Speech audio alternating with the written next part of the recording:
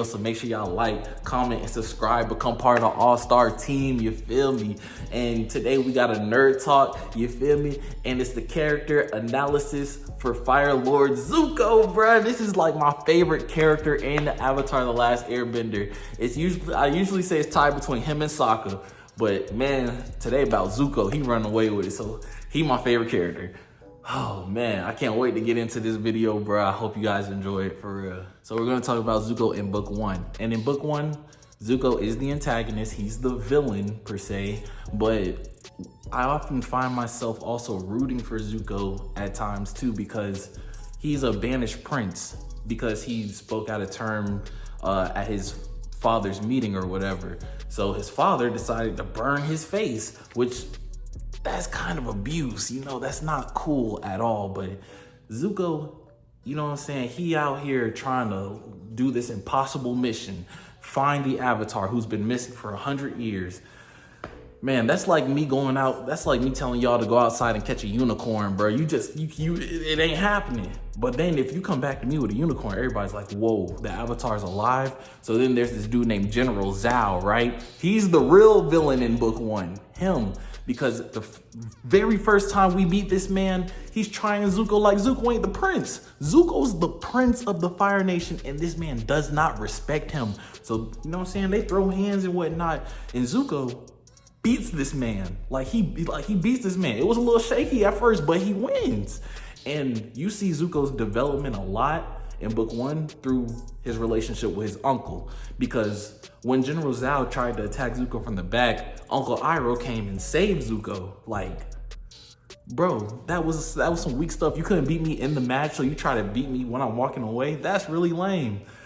Like, it's crazy. And then when like Zuko went to the North Pole to go capture Aang, you could see like his strength, his resilience and everything, because when Katara, this is when she like good at water bending. Katara had that man iced up. The second that sun came up, Zuko was like melted all that ice down and just bull rushed Katara and got Aang. Now, I don't know where he thought he was going, but we really see like more and more like of his character when he's talking to Aang while he's unconscious.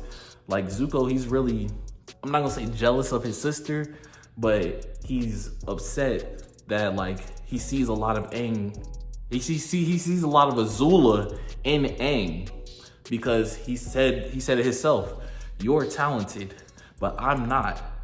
You know what I'm saying? I had to work and fight and grind for every single inch of strength that I have, but I don't need luck. I don't want it. I was like, bro, this man Zuko is him. What? Book 1 Zuko, bro. You know what I'm saying? You played your part as the antagonist, but you also played your part as a somewhat protagonist, because we were rooting for you over General Zhao the entire book. Like, you know, it's just crazy to think about Zuko's antagonist arc in book 1. No. All right, so in book 2, we have a new antagonist, which is Azula. This is Zuko's sister, and for some reason, she shoots blue fire. I don't know why, nobody knows why, but she shoots blue fire, okay? And Azula's the antagonist because when General Zhao was defeated in the North Pole, the Fire Lord said that Zuko and Iroh are now traitors. So Azula comes, you know, tries to trick them into coming back to the Fire Nation. Iroh doesn't fall for it. You know what I'm saying? There's a little redirection of lightning going on and stuff, and they get away. So while they're away, like separated from, you know, on the run from the Fire Nation, they basically split up because Zuko wants to do his own thing, right? He think he grown or whatever. Like, boy, sit down. Listen, Uncle Iroh, what's wrong with you? But yeah, so while Zuko's out doing his own thing, this is one of my favorite episodes. It's called Zuko Alone, right? He is basically all by himself, goes into this village in the Earth Kingdom, and there's this family, you know, they're getting bullied by these army guys or whatever. And then Zuko gives them a knife that says never give up without a fight. He gives the little kid that because him and the kid got time to bond over the time he was helping them, you know, on the farm. And that's very interesting too, because you're literally the prince of a nation that's trying to hunt you down, and you're here in a farm with this little family in the middle of nowhere. Like, what? Bro, you went from boom, boom. You went from riches to rags, my boy. Like, what? That's crazy. But it's also a humbling experience. And he's seeing the world for the first time. So then the army takes the little kid because the little kid decided that he wanted to try and fight the soldiers. So they was like, oh nah, he gonna be in the army now. So Zuko's like, nah, y'all ain't nothing but a bunch of bullies. So Zuko, you know, he putting up a good fight with his swords. This man is an incredible swords master. He has like 2 swords. He's him with it. He's him with it. And yeah, so he puts up a fight and then he remembers who he is. So he starts firebending with him. This is really what changed like Zuko's mind, because after he beat the soldiers, he tried to give the knife back to the little boy, thinking I'm still the same nice guy that helped you guys out. But the little boy sees him as a Fire Nation prince. We don't like you, bro. Get away from us. And it's crazy because Zuko's taught his entire life that the Fire Nation was great and we just wanted to share our greatness. But this little kid fears him. And it was wild. So yeah, the whole time Zuko's doing all this stuff by himself, Iroh is slowly tailing him. Like, he's gonna look after his nephew. Like, what? Family, bro. I'm not going nowhere. But then there's this whole entire fight with Aang and Azula, and then all the Team Avatar shows up, and then Zuko shows up. And you could see how much better Azula is than Zuko, but that's for something else, okay? And then Iroh shows up as well. Iroh gets attacked and Zuko, you know what I'm saying, doesn't want to leave his side. And it's so crazy because like they went from arguing to separating to like finally, you know what I'm saying, being back together. So once Iroh heals up, they travel to Ba Sing Se to try and build a life for themselves. Iroh, you know, opens up a tea shop because he loves tea. And Zuko basically, you know, tries to adjust. He works at the tea shop and he goes on a date with this pretty girl, but he really adjusts as the blue spirit as well. When he's the blue spirit, he just wears a mask. He doesn't bend at all, and he has these like 2 swords. He just uses swordsman skills, and he's really nice with them. Like, you know what I'm saying? He be chopping it up like he Leonardo from the Ninja Turtles, you feel me?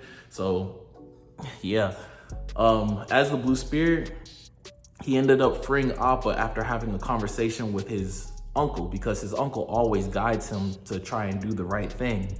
And when it came down to it, Zuko, you know, runs into his sister, and this is while he's, you know, trapped inside of a little cave with Katara. And Uncle Iroh is trying to tell him, hey man, you need to try and be good. Like, he's basically hinting that they should go and join Team Avatar to try and be good, do the right thing. But Azula's like, look, you can restore your honor and come home with, you know what I'm saying, come home with me.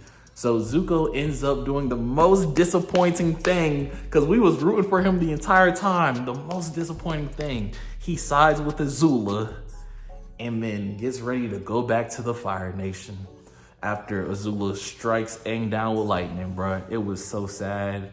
That's still one of like the most heartbreaking things to ever really like think about. It's like, dang, Zuko, you really did us like this, man. You really did us like this.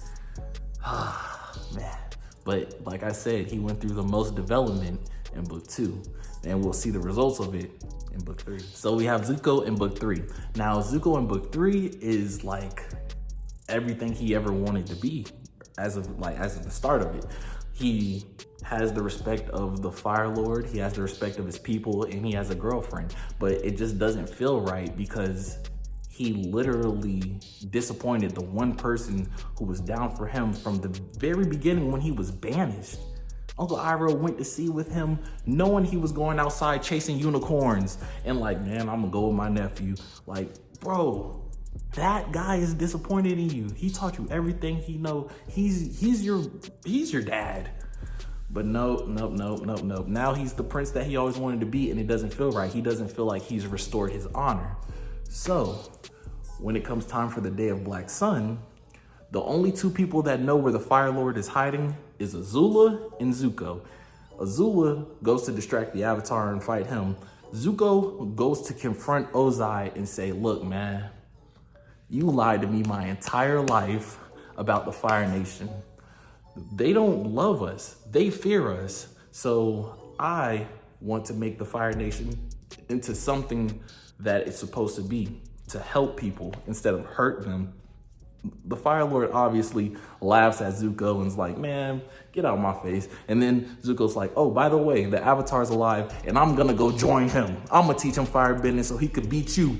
And then Ozai's like, what'd you just say to me? Oh boy, you better get out right now. So then, you know what I'm saying, Zuko pull out them two swords. He like, man, hold on, bro, who you talking to? Sit down. Yeah. So then he's like, I'm also gonna free my uncle because he's my real daddy. You not my real daddy, because one, you burned my eye. You really a lame, bro, for real. I'm finna go help the Avatar right now. He about to walk out. And then Ozai talking about where, you know where your mom at, boy? He like, bro, keep my mama name out your mouth now. But he ended up staying, talked to his dad about it, and his dad tried to attack him again. But luckily, you know what I'm saying, Uncle Iroh taught him how to, you know what I'm saying, redirect lightning. And once he redirected the lightning, he got up out of there, as he should. And then Zuko, his trials and tribulations wasn't over now, because you just left your nation to go to a bunch of people who you've hunted down and everything. So I know they don't like you. You have to try and redeem yourself to them. You're like, hey, look, I could teach you fire bending and everything. And, you know, I hope that you guys will accept me. Nobody really accepted him off the jump. Toph was the closest to accepting him, but then he started going on these like missions with each and every one of them. He went with Aang to go learn the true form of firebending with the dragons, which was pretty cool. He went with Sokka to go and free like his dad from prison and Suki from prison as well, at a prison that nobody's ever escaped, by the way. And then he went with Katara to go find the guy who actually, you know what I'm saying, took out her mother. And that made Katara forgive Zuko for everything he's done, because she wasn't really very welcoming to him being a part of Team Avatar. So then, you know, Aang disappears when it's time for the big fight, and they're like, hey man, where Aang at? You know what, whatever. So they try and track down Iroh, member of the White Lotus, and Iroh gives Zuko a hug and basically tells him that he's proud of him, because literally, man, you did all of this by yourself without me. Like, you chose to be a good person enjoying the Avatar without my help. I'm proud of you, man. You restored your own honor. And for that, I think you should be the Fire Lord. So Zuko goes, has this epic battle with Azula, and with the help of Katara, because Katara really beat Azula. Zuko got struck by lightning. The help of Katara, Zuko won. And then he get ready for his coronation and everything, and they crown him Fire Lord Zuko. That man has the greatest comeback story, redemption story, villain to hero arc, man. That man, Zuko, top tier. So yeah, y'all, I hope that you guys, you know, enjoyed the video. Please like, comment, and subscribe to the channel. And, you know what I'm saying, thank y'all so much, man. I really appreciate you guys, and I hope you have an amazing day.